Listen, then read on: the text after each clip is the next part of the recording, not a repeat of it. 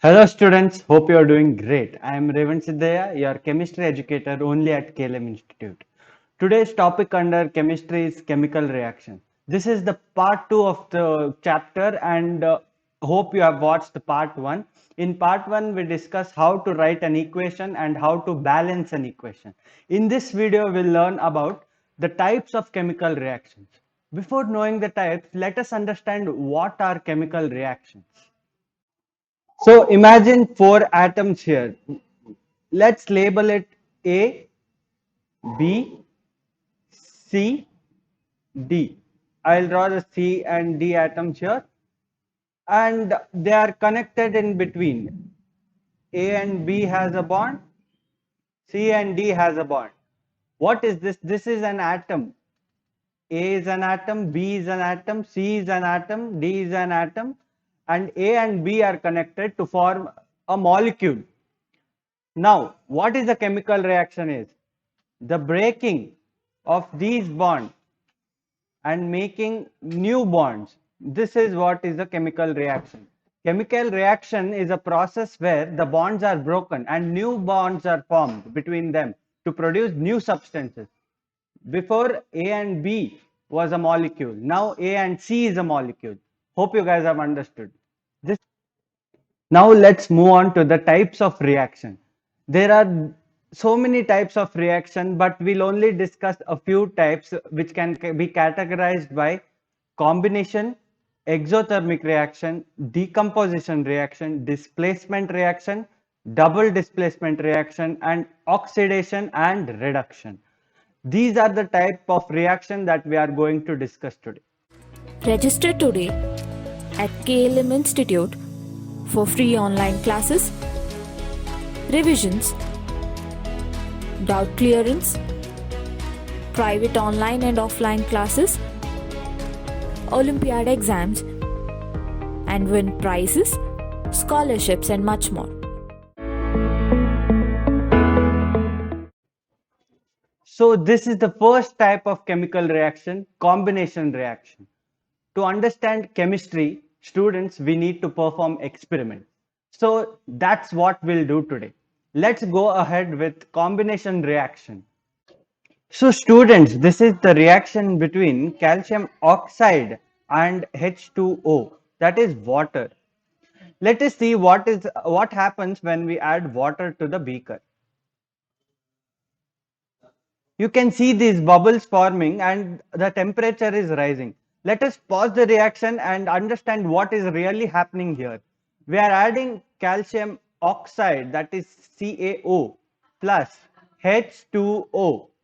So these molecules get breakdown, that is calcium breakdowns into Ca and oxide. Calcium oxide breaks into calcium and oxygen. Water molecules breaks into hydroxide molecule and oxygen molecules. These two oxygen molecules combine and liberate in form of these bubbles, and calcium combines with hydroxide molecule and forms calcium hydroxide. We can write it on the product side, that is right hand side. There are two molecules of hydroxide molecules combining with calcium, plus O2 is liberated as a gas. You can write the solid state for this, liquid state for this, and so on. This is in aqueous state. All right. Now these have nicknames, just as some of you people out there.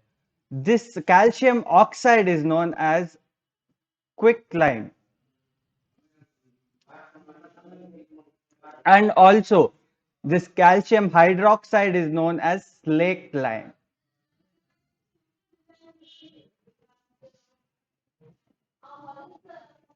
All right. Now what is happening here? Calcium is combining with hydroxide molecule to form calcium hydroxide. This is what is a combination reaction.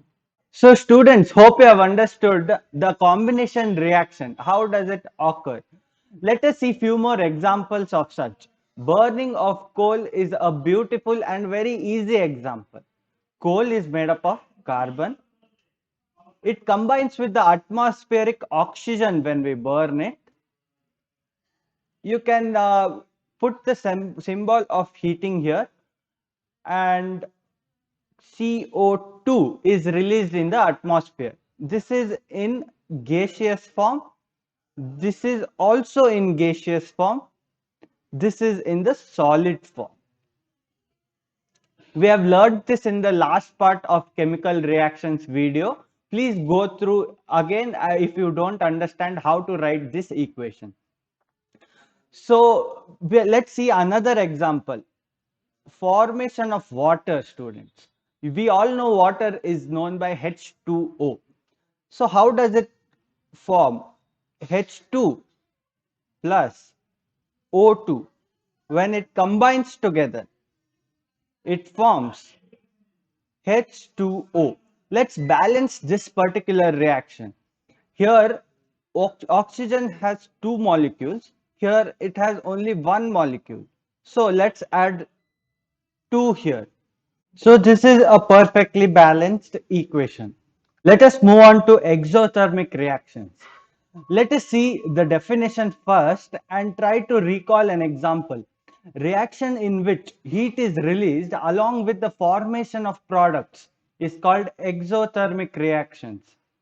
So, can you recall any exothermic reactions? Yes, the first experiment which we learnt in combination reactions, that is calcium oxide getting converted into calcium hydroxide, releasing heat. This is an example for exothermic reactions. Let us see few examples for exothermic reaction. Burning of natural gas, students. We'll consider methane reacting with atmospheric oxygen, that is O2. It gives out CO2 plus water. So let us balance the equation, 2H2O and 2CH4. This is an example for exothermic reactions, as it produces, along with this, it produces lot of heat. All right, let's see. The respiration is also an exothermic reaction. How can we tell that? Just hold your breath. Is it warm or cold? You can feel in your hand that it is warm. So respiration also is an exothermic reaction. This is the equation. Glucose in presence of oxygen is converting into carbon dioxide plus water plus energy. You already know that we inhale oxygen and exhale carbon dioxide. Let's move on to the decomposition reaction. This decomposition reaction will look into an experiment first, then we'll go to the definition. So students, let us perform this experiment for decomposition reaction. In this experiment, we are taking FeSO4 in a test tube and heating it vigorously in the flame of Bunsen burner. Let us see what happens here.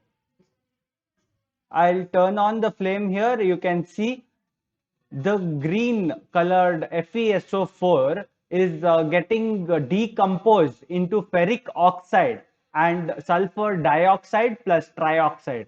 This is sulfur dioxide is getting released in the air, both sulfur dioxide and trioxide. But ferric oxide is a solid, but it is the color of ferric oxide is brown, students. You can see here. Let us stop the reaction and see the color of the thing in test tube, that is ferric oxide.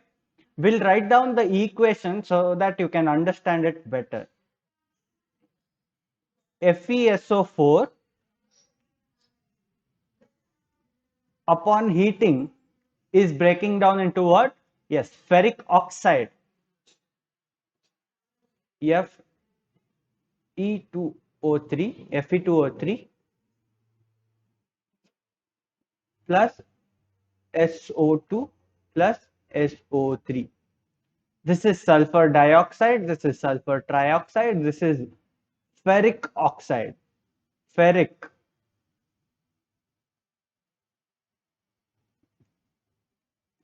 This is ferrous sulfate.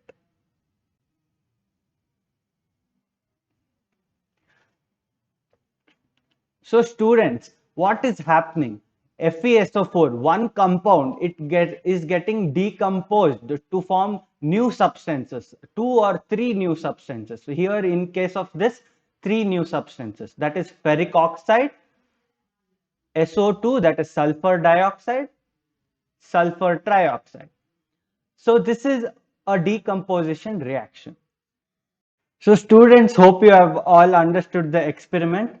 The equation I have written it down again, which was not balanced, will balance it by multiplying FeSO4 by 2.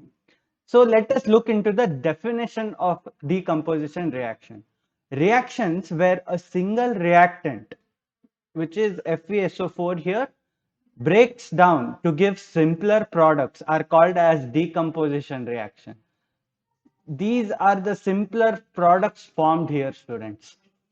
Let us move on to some other examples of decomposition reaction.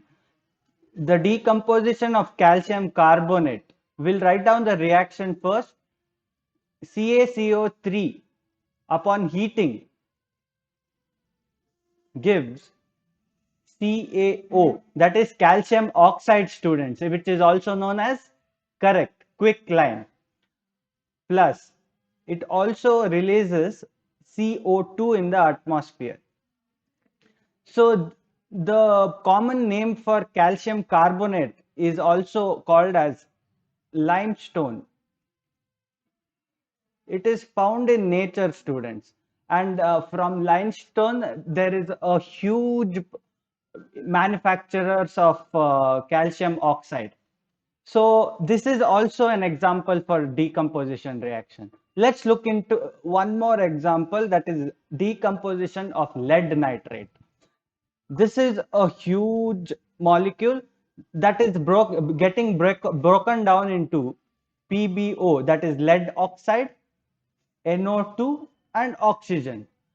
So students, have you noticed that we are heating all of these compounds to form into a simple product?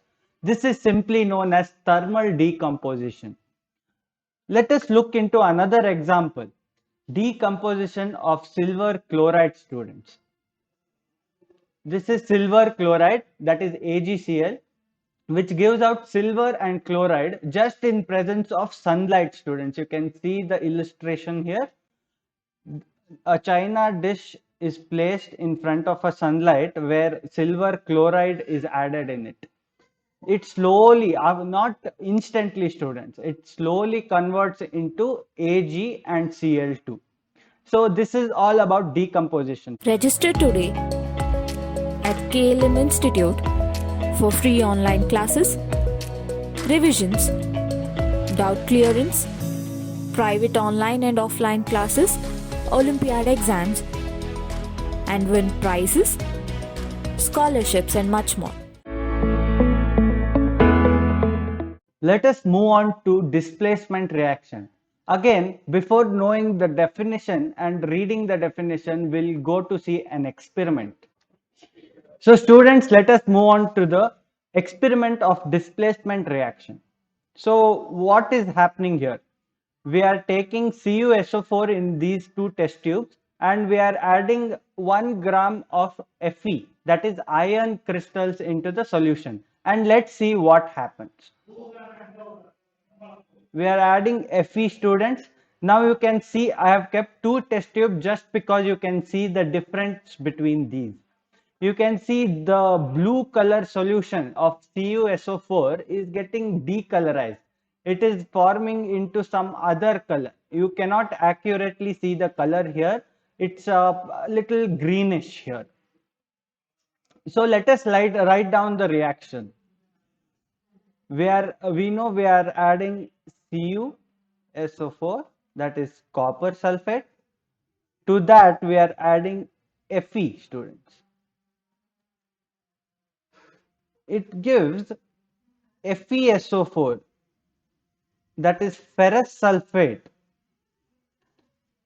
plus the remainder is Cu, copper. How you can know that copper sulfate is converted into ferrous sulfate? Copper sulfate is blue, students, and the ferrous sulfate is green. So this is a displacement reaction. Let's study the definition of displacement reaction. The definition of displacement reaction tells reactions in which the substance is removed from one element and joined to another. This is known as displacement. So let's see. Here the SO4, the sulfate ion, is getting displaced from Cu, that is copper, to iron. It is forming iron sulfate, that is ferrous sulfate, from copper sulfate. This is known as displacement reaction, students. Read the definition again, you will get to know it perfectly. Let us see another example. It is not only just with iron, the same reaction happens with zinc. You can see here zinc plus CuSO4, that is copper sulfate, is getting converted into ZnSO4, zinc sulfate plus copper. This is known as displacement reaction, students. That is all about it. We'll move on to double displacement reaction. Before we go on to learn the definition of double displacement reaction, we'll look into an experiment related to this. Hope you all have understood the experiment for double displacement reaction. I've written it down here. You can copy this. Let's understand the definition of this reaction. A double displacement reaction is a type of chemical reaction where two compounds react and a positive ion and the negative ions of two reactants. These are the reactants. The positive ion here is barium and the negative ion is sulfate. They two react and form a bond called barium sulfate here. And the remaining product is salt formation. You can see sodium chloride forming here. Register today at KLM Institute for free online classes, revisions, doubt clearance, private online and offline classes, Olympiad exams, and win prizes, scholarships, and much more. This is all about double displacement reaction. Now let's move on to oxidation and reduction. This has a very interesting experiment. Let us perform the experiment and get back to the definition. So students, this is an experiment where we can learn both oxidation and reduction. We will add some amount of copper in a test tube and heat it. Look for the reaction details here. As I turn the heat on, copper is reacting with oxygen to get converted into copper oxide. There are both copper oxides formed, that is copper cuprous oxide and cupric oxide. But we'll just write copper oxide. We all know the symbols for this equation, that is 2Cu plus oxygen O2 is which gives copper oxide, students. You can see here the color has darkened. It is getting brown and brown. Eventually it becomes black. Now let's see how we can introduce a reduction process, how we can get back the oxygen. Now let us see how we can get back the copper from copper oxide. We will introduce H2 gas in the test tube, students, and see what happens in the reaction. Let's pause the reaction and look at the current expression. Now you can see here the copper oxide is reacting with hydrogen gas, and again we are getting copper back. with a little bit of H2O, that is water, students. So let us understand what is oxidation and reduction using these two small experiments. That was a very fun experiment. Now let us see the definition for oxidation and reduction. A reaction where substance gains oxygen is known as oxidation. You can see here, copper is gaining oxygen to form copper oxide, students. This is nothing but oxidation. You can tell copper is oxidized to form copper oxide. In the same way, a reaction where substance loses oxygen is known as reduction. That is, copper oxide loses a molecule of oxygen to form copper again. This is known as reduction. You can tell that copper oxide is reducing to form copper and water. Of course, it is combining with hydrogen gas here. Now let us see how this particular experiment is an example for another type of reaction that is known as redox reactions.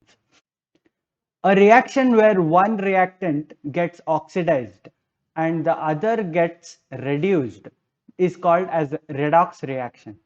We'll take the same example here. So what is getting oxidized here?